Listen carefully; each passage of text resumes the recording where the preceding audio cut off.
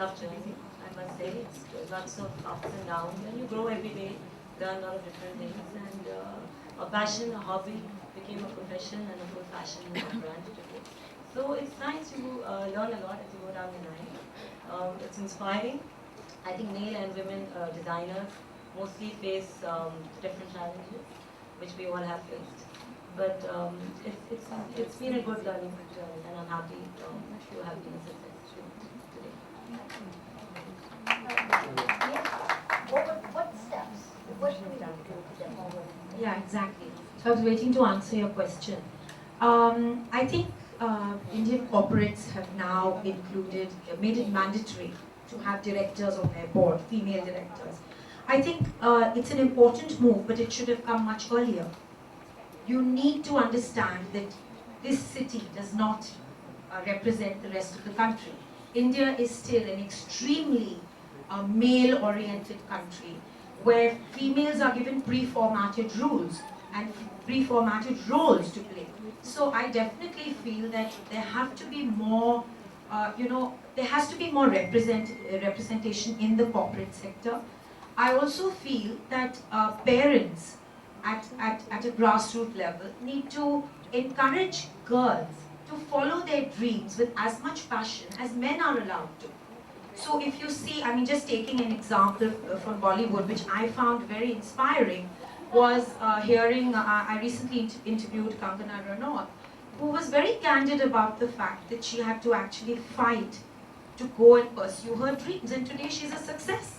So she was abused, she was treated quite badly, and her father's gone on quote saying that I would rather, not have a child than have a female child.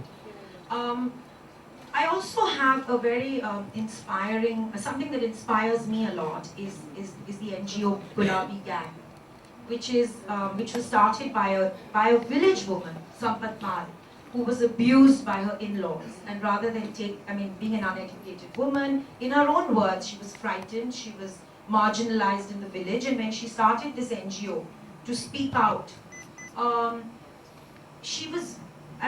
my point here is, you ask me, what should we be doing? So it's not only city people who have to go out there, form NGOs and have a voice.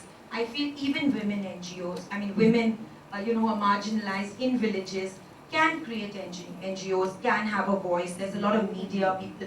There's this very interesting little quip that you see on Instagram. It's a woman, using the street as a toilet, but she's got a mobile phone.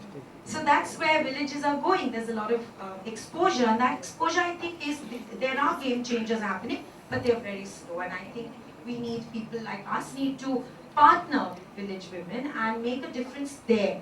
Because it's city people who are game changers. Now you brought up a good point about pre-formatted rules and roles for women. Rashma, is that your experience as well? And what steps would you take to get more women in business? Very slowly and very, yeah. And you brought up a good point about straddling two worlds. And I think that's interesting how in certain societies you have different facets. And considering in the Indian society being more patriarchal, perhaps, Mahika, let's go with you. Have you found that there's been times in business, in the workplace, that you have not been taken seriously because you were a woman? I think being a woman has never been a detriment to me. Maybe because I speak my mind and I know what I want and I know the rights and wrongs. It's very imperative today to be cognizant about what is right. We should know the law, and we know that today. But having said that, there are a lot of women who have a lot of challenges, and they definitely, it's a patriarchal society. You look at people saying women are bad drivers. The family, and my fiance is here to support me. When I travel to places like Lucknow, Raipur, and I happen to speak to my guests and guide them for certain things like wellness and beauty services, I actually get an answer that I need to ask my husband to pay up for a package like this. So that surprises me. I feel sad about it, and I really want to call those men, and I at times have done that to counsel them that this is a part of their life and they need to grow out of this, and that is important for us to, as Nisha said, we need to move out and actually start educating the men that the society needs to move. It's true, and hopefully that, and hopefully that education information, and you're absolutely right about this isn't just about educating the women and the girls, but also educating the men. And hopefully, those kinds of initiatives we're starting to see even from the primary school level here in India. Now, Rajma, let's go with you. Now, in this patriarchal society, have you had situations like that where you're not taken seriously? I think, fortunately for me, I haven't really experienced it. I have worked with corporates where a woman was encouraged to speak her mind. Nisha, your experience. Well, I've had an experience. I mean, I've had experiences very different to three of our esteemed panelists. I have felt that India is very strongly patriarchal. I still feel it, and while I do have very supportive parents and an extremely supportive partner, in my working life as an interior architect, I find labor does not take women as seriously because they come from villages.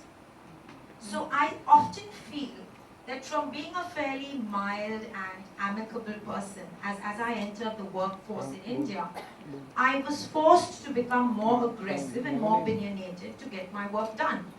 I mean, I'm sharing with you, I often felt the need to abuse in order to, you know, make the men at work realize that I'm serious and I mean business in order to meet timelines. And you know, when I came to India, one of my first roles was as an assistant set designer in the film Raju Bandiya Gentleman. And I was a young little thing of 18, and one of the senior people on set, one of the powerful senior people, made a pass at me. And I was so, you know, so frightened and terrified. I wasn't the person you see before you today. And I actually left my role as a set designer. And I went away to Australia to study further. I'm just giving you a vignette of my life, sharing a personal vignette, to show you that while these, you know, these have been defining moments and game changers in my life, while they've made me the person that I am, I have to say that living a life in America and France and living in India, there was a stark difference. There was a stark difference wearing a skirt and, you know, my lawyer looking only at my legs in the, I mean, right through the meeting, you know. So these are instances which I was traumatized by. These are instances that wanted me to leave India. I had an abusive fiance. I rarely shared this with anyone. I mean, of course I left him, but there was a lot of family pressure saying, oh my God, it'll all settle down. All you need to do is have children, sab theek ho jayega. You know, I mean, sitting before you, you would never believe that this is the same person who went through these challenges. But yes, I did. And which is why I worked so, you know, strongly with female NGOs, and I mean, I joined Gulabi Gang. Because I saw all this and I was traumatized by it, and to this day, you know, I'm building a villa in Lavasa, and I sometimes find that, you know, I have to get my husband to speak to the CEO to make things happen. So India is a patriarchal society, and I don't want to blind myself to the fact that, okay, so I'm living a cushy life in South Bombay and it doesn't exist. It exists and I experience it, and I experience it even now.